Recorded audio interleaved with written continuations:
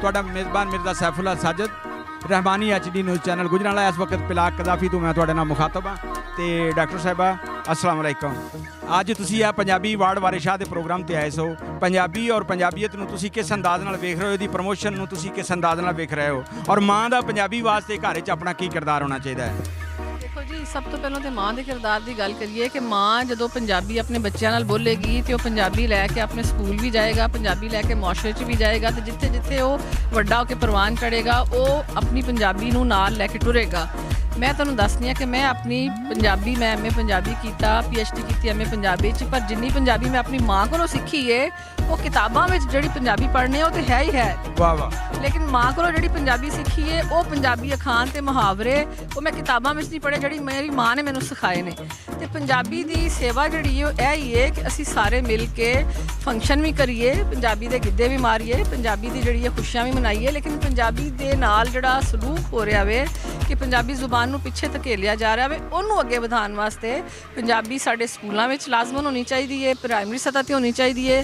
ਪੰਜਾਬੀ ਵਿੱਚ ਸਾਇੰਸ ਦਾ ਕੰਮ ਜਿਹੜਾ ਟਰਾਂਸਲੇਸ਼ਨ ਹੋਣੀਆਂ ਚਾਹੀਦੀਆਂ। ਮੇਰੇ ਖਿਆਲ ਨਾਲ ਮੁਹਤਰਮਾ ਕਿ ਪੰਜਾਬੀ ਮਾਂ ਨੂੰ ਆਪਣੇ ਘਰ ਦੇ ਵਿੱਚ ਪਹਿਲੇ ਲਾਗੂ ਕਰਨੀ, ਸਕੂਲ ਦੇ ਵਿੱਚ ਜ਼ਰਾ ਸੌਖਾ ਨਾ ਹੋ ਜਾਏਗਾ। ਸਭ ਤੋਂ ਪਹਿਲਾਂ ਤੇ ਇਹ ਹੀ ਕਿਹਾ ਵੇ ਨਾ ਕਿ ਸਾਡੇ ਅੱਜ ਕੱਲ੍ਹ ਦੀਆਂ ਮਾਵਾਂ ਜਿਹੜੀਆਂ ਨੇ ਉਹ ਬੱਚਿਆਂ ਨਾਲ ਪੰਜਾਬੀ ਨਹੀਂ ਬੋਲਦੀਆਂ, ਉਰਦੂ ਬੋਲਦੀਆਂ, ਅੰਗਰੇਜ਼ੀ ਬੋਲਦੀਆਂ ਨੇ। ਮੇਰੇ ਵਾਲਿਦ ਸਾਹਿਬ ਜਿਹੜੇ ਨੇ ਉਹ ਵਕੀਲ ਸਨ ਸੁਪਰੀਮ ਕੋਰਟ ਦੇ, ਹਾਈ ਕੋਰਟ ਦੇ, ਲੇਕਿਨ ਸਾਡੇ ਘਰ ਵਿੱਚ ਪੰਜਾਬੀ ਬੋਲੀ ਜਾਂਦੀ ਸੀ ਬੱਚਿਆਂ ਦੇ ਨਾਲ, ਔਰ ਅਸੀਂ ਘਰ ਸਕੂਲ ਇੰਗਲਿਸ਼ ਮੀਡੀਅਮ ਪੜ੍ਹਨੇ ਸਾਂ ਲੇਕਿਨ ਘਰ ਵਿੱਚ ਅਸੀਂ ਪੰਜਾਬੀ ਬੋਲਨੇ ਸਾਂ। ਤੇ ਅਗਰ ਅੱਜ ਕੱਲ੍ਹ ਦੀਆਂ ਮਾਵਾਂ ਜਿਹੜੀਆਂ ਨੇ ਉਹ ਬੱਚਿਆਂ ਨਾਲ ਪੰਜਾਬੀ ਬੋਲਣਗੀਆਂ, ਉਰਦੂ ਤਾਂ ਉਹਨਾਂ ਨੇ ਸਕੂਲੋਂ ਸਿੱਖ ਲੈਣੀ ਹੈ ਲੇਕਿਨ ਪੰਜਾਬੀ ਨਹੀਂ ਸਿੱਖਣਗੇ।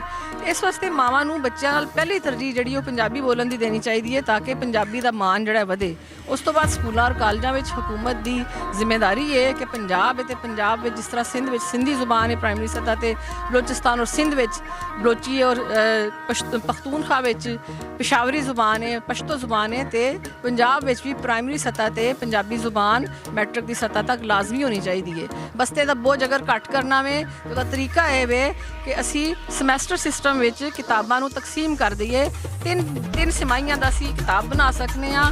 ਅੱਧੀ ਸਿਮਾਈ ਜਿਹੜੀ ਹੈ ਉਹ ਇੱਕ ਹੋਏਗੀ ਕਿਤਾਬ, ਔਰ ਫਿਰ ਅੱਧੀ ਸਿਮਾਈ, ਔਰ ਫਿਰ ਅੱਧੀ ਸਿਮਾਈ, ਤੇ ਇਸ ਤਰ੍ਹਾਂ ਅਸੀਂ 4 ਜਿਹੜੇ ਸਿਮਾਈਆਂ ਹੈ ਉਹਨਾਂ ਦੀ ਕਿਤਾਬ ਬਣਾ ਕੇ ਬਸਤੇ ਦਾ ਬੋਝ ਅਸੀਂ ਘੱਟ ਕਰ ਸਕਦੇ ਹਾਂ। ਲੋਕ ਇਹ ਕਹਿੰਦੇ ਨੇ ਕਿ ਬਸਤੇ ਦਾ ਬੋਝ ਬੜਾ ਵੱਧ ਗਿਆ ਵੇ ਸਕੂਲਾਂ ਵਿੱਚ, ਕਿ ਬੱਚੇ ਦਾ ਵਜ਼ਨ ਉਹਨਾਂ ਨਹੀਂ ਜਿੰਨਾ ਬਸਤੇ ਦਾ ਵਜ਼ਨ ਹੈ, ਔਰ ਬਸਤੇ ਦਾ ਵਜ਼ਨ ਘੱਟ ਕਰਨ ਦਾ ਤਰੀਕਾ ਇਹ ਵੇ ਕਿ ਅਸੀਂ ਹਰ ਸਬਜੈਕਟ ਜਿਹੜਾ ਮਜ਼ਮੂਨ ਜਿਹੜਾ ਵੇ ਉਹਨੂੰ ਮੰਥਲੀ 3 ਮਹੀਨਿਆਂ ਦੀ ਸਿਮਾਈ ਬਣਾ ਕੇ ਉਹਨੂੰ ਡਿਵਾਈਡ ਕਰ ਦਿੱਤੀ, ਬੱਚੇ ਦਾ ਬੋਝ ਆਪੇ ਹੀ ਘੱਟ ਹੋ ਜਾਏਗਾ, ਵਜ਼ਨ ਜਿਹੜਾ ਇਸ ਬਸਤੇ ਦਾ ਉਹ ਘੱਟ ਹੋ ਜਾਏਗਾ। ਤੇ ਇਸ ਤਰੀਕੇ ਨਾਲ ਅਸੀਂ ਜਿਹੜੀ ਪੰਜਾਬੀ ਜਿਹੜੀ ਹੈ ਉਹ ਆਪਣੀ ਮਾਂ ਬੋਲੀ ਨੂੰ ਨਾ ਸਿਰਫ ਆਪਣੇ ਮੁਆਸ਼ਰੇ 'ਚ ਪੰਜਾਬ 'ਚ ਬਲਕਿ ਪੂਰੀ ਦੁਨੀਆ ਵਿੱਚ, ਹੁਣ ਤੇ ਜਿਹੜਾ ਹੈ ਸਾਰੀ ਦੁਨੀਆ ਵਿੱਚ ਪੰਜਾਬੀ ਜਿਹੜੀ ਹੈ ਉਹਨੂੰ ਮਾਣ ਦਿੱਤਾ ਜਾ ਰਿਹਾ ਹੈ ਔਰ ਪੰਜਾਬੀ ਜ਼ੁਬਾਨ ਵਿੱਚ ਬਹੁਤ ਸਾਰਾ ਲਿਖਿਆ ਜਾ ਰਿਹਾ, ਤਰਜਮੇ ਕੀਤੇ ਜਾ ਰਹੇ ਨੇ।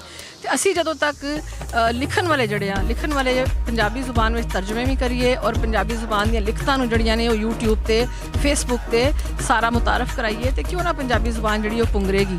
ਤੇ ਇਨਸ਼ਾਅੱਲਾ ਪੰਜਾਬੀ ਸਾਡਾ ਮਾਣ ਹੈ ਔਰ ਪੰਜਾਬੀ ਜ਼ਿੰਦਾਬਾਦ। ਜੀ ਮਾਸ਼ਾਅੱਲਾ।